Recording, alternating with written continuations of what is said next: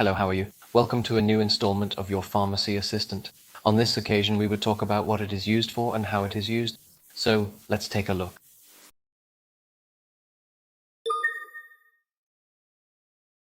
Hey, I'm here to demystify everything you need to know about clindamycin, a powerful ally in the fight against bacterial infections.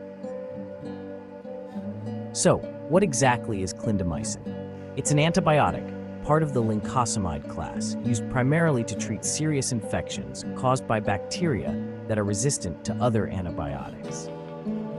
Now let's talk usage. If your doctor prescribes clindamycin, it's crucial to take it exactly as directed. Overuse or misuse can lead to increased resistance, making it harder to treat infections in the future.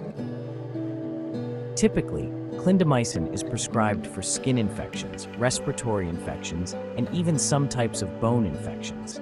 It's a go-to for tackling conditions like strep throat, MRSA, and certain types of pneumonia.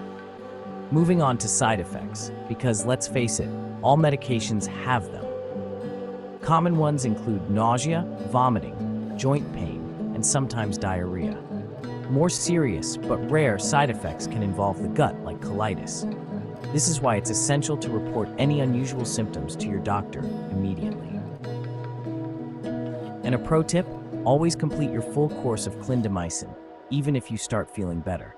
Stopping early can lead to a resurgence of the infection, possibly stronger and more resistant.